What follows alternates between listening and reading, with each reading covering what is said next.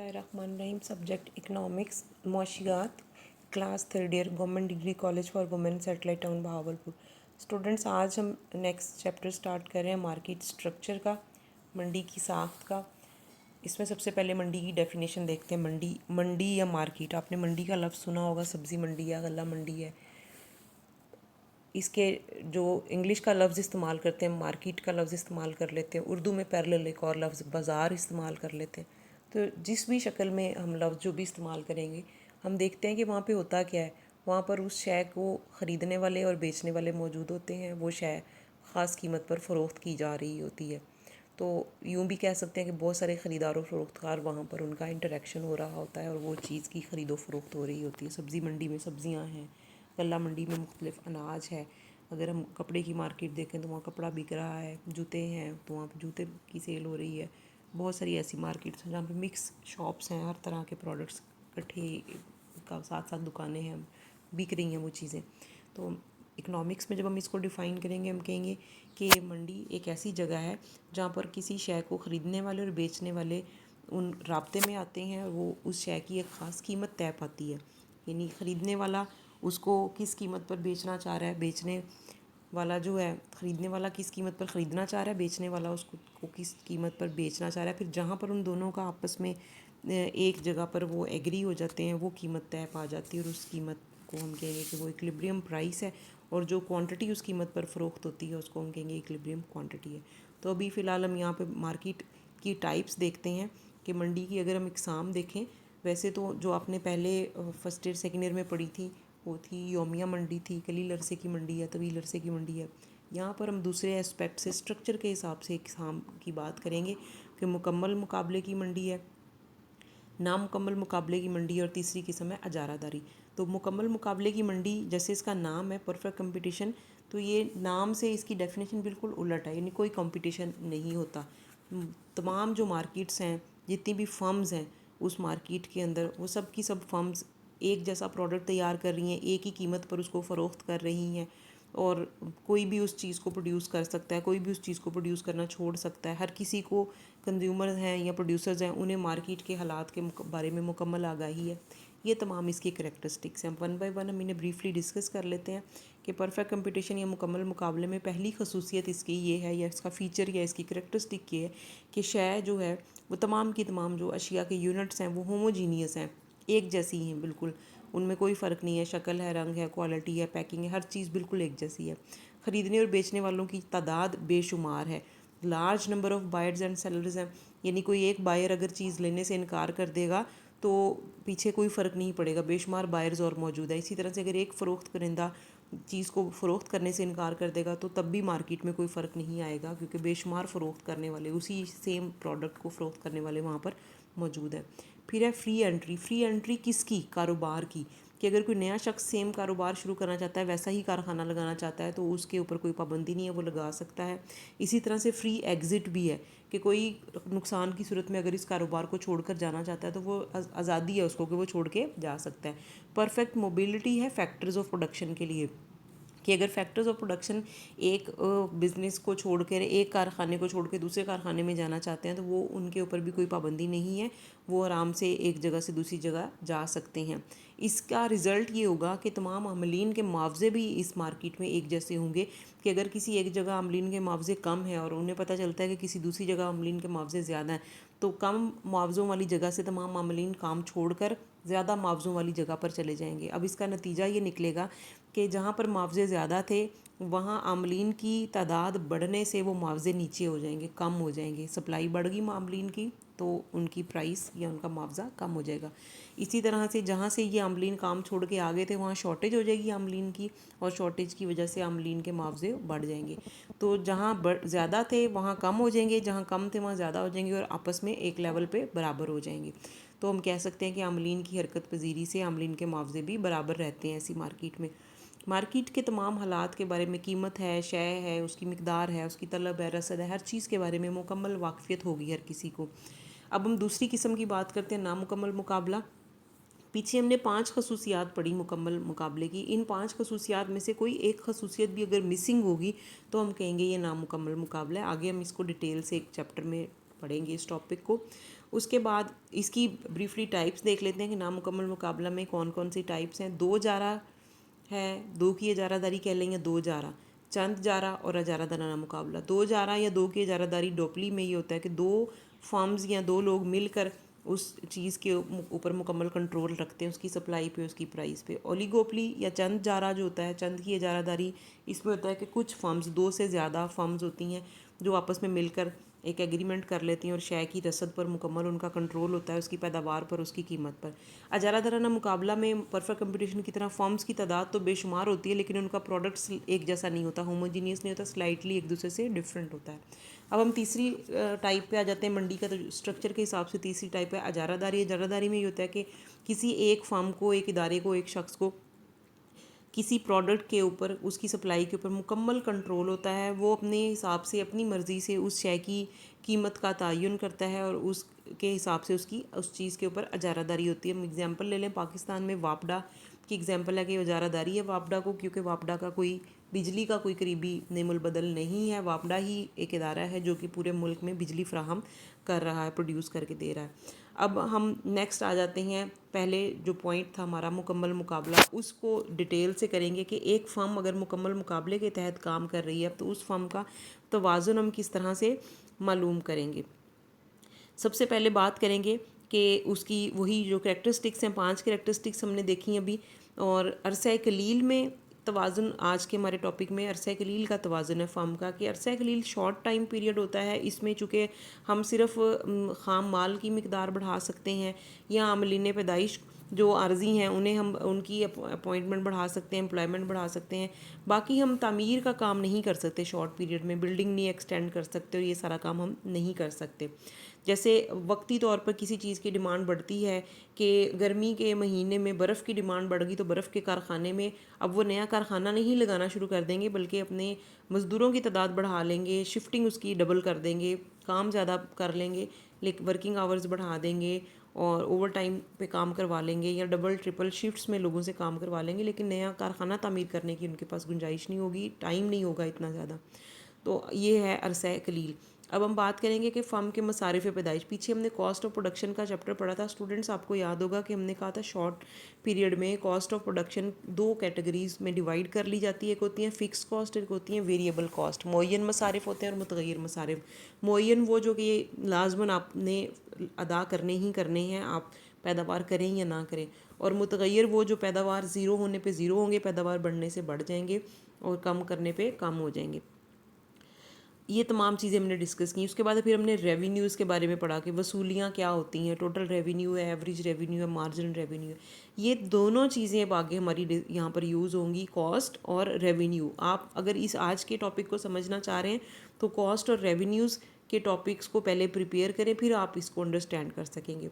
अब short run में एक ऐसी फ़र्म के तवाज़ुन की बात हम कर रहे हैं जो कि मुकम्मल मुकाबले के तहत काम कर रही है। तो फ़र्म का तवाज़ुन और इसकी शराइत क्या हैं। फ़र्म के तवाज़ुन के लिए वैसे तो दो सिचुएशंस आमतौर पर डिस्कस होती हैं, एक टोटल रेवेन्यू टोटल कॉस्ट की अप्रोच होती है, एक मार्जिनल रेवेन्यू मार्जिनल कॉस्ट की अप्रोच होती है। यहाँ फ़िलहाल अभी हम एक ही अप्रोच जो है उसी को डिस्कस करेंगे, क्योंकि इसकी वजह से हम आगे कुछ और कॉन्सेप्ट्स को भी एलेबोरेट करेंगे। तो मार्जिन रेवेन्यू मार्जिन कॉस्ट की अप्रोच के तहत फ़र्म का जो तवाज़ुन है उसके तवाज़ुन की दो शराइत हैं। एक शर्त कहलाती है, पहली शर्त ज़रूरी शर्त और दूसरी होती है तसल्ली बख्श शर्त। ज़रूरी शर्त पूरी हो गई है तो हम कहेंगे फ़र्म का जो मुनाफा है वो ज़्यादा से ज़्यादा है, लेकिन साथ उसके दूसरी शर्त का पूरा होना इसलिए ज़रूरी है कि हम कहेंगे कि इस पॉइंट के अलावा कोई और ऐसा पॉइंट नहीं है जहाँ पे फ़र्म मैक्सिमम प्रॉफिट अर्न कर सके। अब टोटल रेवेन्यू टोटल कॉस्ट की अगर अप्रोच होगी तो उसमें हम डिफरेंस देख लेंगे कि जहाँ पे रेवेन्यू और कॉस्ट का डिफरेंस ज़्यादा से ज़्यादा है, रेवेन्यू ज़्यादा से ज़्यादा है और कॉस्ट कम से कम है, वो हमारा एक डिफरेंस आएगा, हम कहेंगे यहाँ फर्म का मैक्सिमम प्रॉफिट है। लेकिन शॉर्ट जो हमारा margin revenue marginal cost approach के तहत है, ये डायग्राम स्टूडेंट्स आपको सामने नज़र आ रही है। पीछे हमने एक गोशवारा बनाया था पिछले टॉपिक में, पिछले लेक्चर में रेवेन्यूज़ वाले में, कि मुकम्मल मुकाबले के तहत अगर फर्म के हम एवरेज रेवेन्यू, मार्जिन रेवेन्यू और प्राइस की बात करें तो ये तीनों आपस में बराबर होते हैं, क्योंकि हर यूनिट की प्राइस सेम होती है और प्राइस चूँकि एवरेज रेवेन्यू के बराबर होती है तो पी और ए आर बराबर हो गए, और चूँकि हर एडिशनल यूनिट की सेम प्राइस है तो मार्जिन रेवेन्यू भी सेम उतना ही होगा। तो ये जो हॉरिजॉन्टल लाइन आपको नज़र आ रही है ये है प्राइस, एवरेज रेवेन्यू और मार्जिन रेवेन्यू तीनों बराबर है। उसके बाद आपको एक यू शेप का कर्व नज़र आ रहा है, मार्जिनल कॉस्ट का कर्व। इस मार्जिनल कॉस्ट के कर्व ने एम आर कर्व को, ये एम आर कर्व मैं कह रही हूँ, ये ए आर भी है, प्राइस भी है, लेकिन फ़िलहाल हम इसको एम आर कंसिडर कर रहे हैं। एम आर कर्व को एम सी कर्व ने दो जगहों पे कता किया है, E1 पर और E2 पर।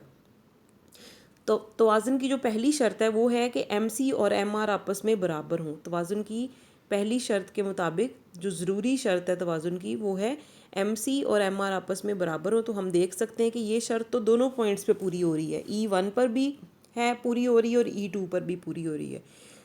दूसरी जो शर्त है वो है स्लोप ऑफ एम सी ज़्यादा होना चाहिए स्लोप ऑफ एम आर, या अगर सिंपल वर्ड्स में उर्दू में हम कहें कि एम सी का कर्व ऊपर चढ़ते हुए एम आर के कर्व को कता करे, तो आप देखेंगे E1 पॉइंट पे एम सी का कर्व नीचे को जाते हुए कता कर रहा है और E2 पॉइंट पर ऊपर को जाते हुए कता कर रहा है। तो E2 वो नुक्ता है जहाँ पर ज़रूरी और तसल्ली बख्श शर्त दोनों पूरी हो रही हैं। तो हम कहेंगे कि फर्म का तवाज़ुन इस जगह पर है। फर्म को चाहिए कि वो क्वांटिटी OQ2 क्वांटिटी प्रोड्यूस करे, इस पर उसका प्रॉफिट मैक्सिमम होगा। ये तो सिंपल इक्विलिब्रियम की कंडीशन हो गई। अगर शॉर्ट क्वेश्चन आ जाता है कि परफेक्ट कंपटीशन के तहत फर्म के तवाज़ुन किस तरह से मालूम होता है, तो आप लिखेंगे कि दो शराइत होती हैं उसकी और ये डायग्राम बना के इसको एक्सप्लेन कर देंगे। ये शॉर्ट क्वेश्चन के लिए सफिशेंट होगा।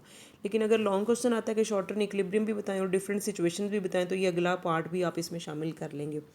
अरसे कलील में मुकम्मल मुकाबला के तहत फर्म के तवाज़ुन की जो मुख्तलिफ हालतें हैं, सबसे पहला गैर मामूली मुनाफा।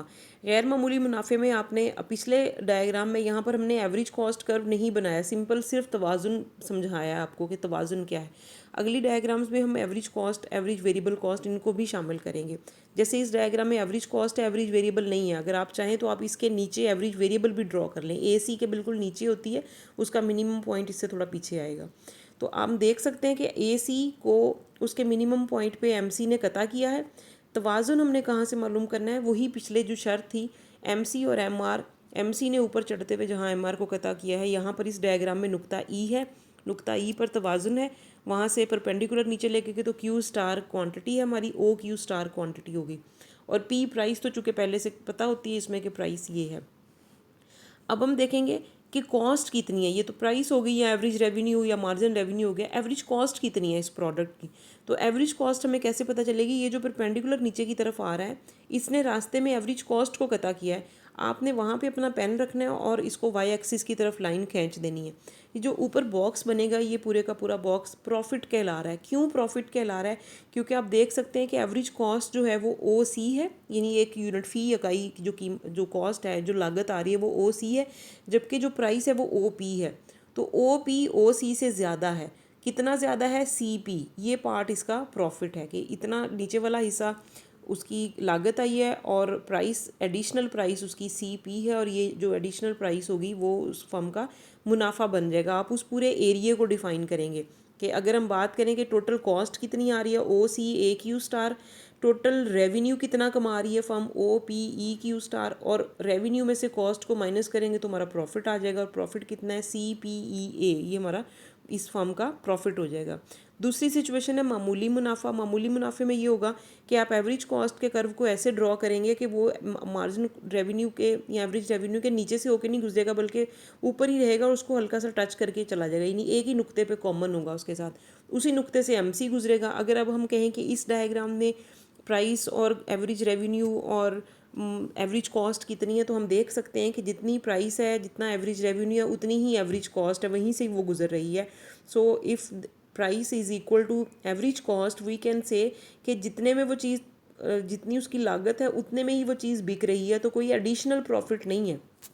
तो जब कॉस्ट, एवरेज कॉस्ट और प्राइस बराबर होती है, तो ऐसी सूरत में हम इकोनॉमिक्स में कहते हैं कि ये मामूली मुनाफा है, नॉर्मल प्रॉफिट है, कि लॉस नहीं हो रहा, जितने में चीज़ तैयार हुई उतने में ही फ़रोख्त हो गई। अब हम आ जाते हैं नुकसानात पर। नुकसानात वाली डायग्राम में आप देखें एवरेज वेरिएबल भी बनाया हुआ है। आप चाहें तो ये एवरेज वेरिएबल ऊपर भी बना लेंगे, ऊपर चूँकि इसका कोई रोल नहीं था तो इसलिए उसको वहाँ पे स्किप कर दिया गया। अब आप यहाँ देख सकते हैं कि एवरेज कॉस्ट का कर्व जो है वो मार्जिन रेवेन्यू या एवरेज रेवेन्यू को पहले टच करा था, अब उससे भी उसको मज़ीद ऊपर शिफ्ट कर दिया हमने, थोड़ा और ऊपर करके बनाया है कि वो उससे भी ऊंचा चला गया है। और एवरेज वेरिएबल जो है वो फ़िलहाल अभी उसके नीचे से होकर गुजर रहा है एवरेज रेवेन्यू के। तवाज़ुन की शर्त वही होगी, MC और MR ने जहाँ एक दूसरे को कता किया वो नुक्ता E है, उस नुक्ते से पेन रख के आप नीचे भी लाइन खींच लेंगे और ऊपर ए सी के साथ टच करा के उसको वाई एक्सिस की तरफ ले जाएंगे तो ये कॉस्ट हो जाएगी, प्राइस चूँकि पहले से ही वो जो लाइन होती है वो हो जाएगी। और अगर हम वेरिएबल कॉस्ट देखें तो वो नीचे अब वेरिएबल कॉस्ट हमारी कवर हो रही है। अगर इसमें से आप रेवेन्यू, कॉस्ट और प्रॉफिट की या लॉस की बात करें तो हम कैसे मेजर करेंगे? रेवेन्यू टोटल कितना है, इस चीज़ को बेचने से कितने पैसे मिल रहे हैं, O P E Q star, और इस चीज़ पर लागत कितनी आ रही है, O C A Q star. तो आप अंडरस्टैंड कर सकते हैं कि इस केस में हमारी प्रोडक्ट की जो रेवेन्यू है वो कम है, नीचे वाला ब्लॉक है O P E Q star, और इसके ऊपर आने वाली लागत ज़्यादा है O C A Q star. तो टोटल रेवेन्यू में से जब टोटल कॉस्ट को माइनस करेंगे नेगेटिव आंसर आएगा हमारा, और नेगेटिव आंसर का मतलब होगा कि इस दफ़ा फर्म को लॉसेज हो रहे हैं। इन पूरे को ऐसी सिंबल्स के साथ आप सामने लिखेंगे भी। लास्ट जो हमारी इसमें सिचुएशन किसी भी फर्म को फेस करनी पड़ सकती है परफेक्ट कंपटीशन में शॉर्ट रन के पीरियड में, वो है गैर मामूली नुकसानात या शट डाउन पॉइंट। अगर इसके निस्बत जैसे इसमें एवरेज वेरिएबल कवर हो रही थी, तो एवरेज वेरिएबल भी अगर कवर ना हो, वो भी एवरेज रेवेन्यू को टच करके ऊपर से ही गुजर जाए, तो अब ये वो लास्ट पॉइंट आ गया है जहाँ पर फर्म की जो एवरेज फिक्स कॉस्ट है हम कहेंगे कि बहुत मुश्किल से वही पूरी हो रही है। फर्म जो है वो आप देख सकते हैं कि उसके पास कोई मार्जिन नहीं है कि वो अगर इससे एक भी यूनिट आगे प्रोड्यूस करे तो उसको डेफिनेटली एक्सट्रीम लॉसेस का सामना होगा। ये फर्म की वो सिचुएशन है जहाँ फर्म को अपने कारोबार को बंद कर देना चाहिए। लॉसेस यहाँ ड्रॉ नहीं किए हुए, आप यही ई वाली लाइन को ऊपर ले जाएंगे और वाई एक्सिस की तरफ कर देंगे तो ये अगेन वैसे ही लॉसेस होंगे जैसे ऊपर है, इस दफ़ा लॉसेस ज़्यादा होंगे। तो आप देख सकते हैं कि ये जो नुक्ता है, नुक्ता ई हम कहेंगे, ये वो नुक्ता है जहाँ पर फर्म को इतना ज़्यादा लॉस हो रहा है कि अब फर्म अपना कारोबार बंद कर देगी अगर उसे इसे एक भी यूनिट उसको ज़्यादा प्रोड्यूस करना पड़ा। तो ये क्वांटिटी जो उस फर्म का शट डाउन पॉइंट है, या हम इसको कहेंगे कि गैर मामूली नुकसानात का पॉइंट है। स्टूडेंट्स, अगर ये क्वेश्चन आता है 10 मार्क्स का, तो आपने ये करना है कि ब्रीफली डिफाइन कर देना है परफेक्ट कंपटीशन को क्या है, उसकी इक्विलिब्रियम की कंडीशंस लिख देनी है, ये वाली डायग्राम कंडीशंस वाली, और उसके बाद इसके डिफरेंट जो सिचुएशंस हैं, 5 सिचुएशंस हैं, गैर मामूली मुनाफा, मामूली मुनाफा, नुकसानात और गैर मामूली नुकसानात।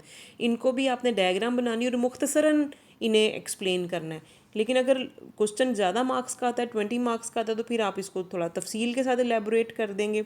और बाज़ औक़ात ये क्वेश्चन ऐसे भी आ जाता है कि शॉर्ट रन और लॉन्ग रन दोनों में बताएं, तो वो डिपेंड करता है क्वेश्चन किस तरह का है।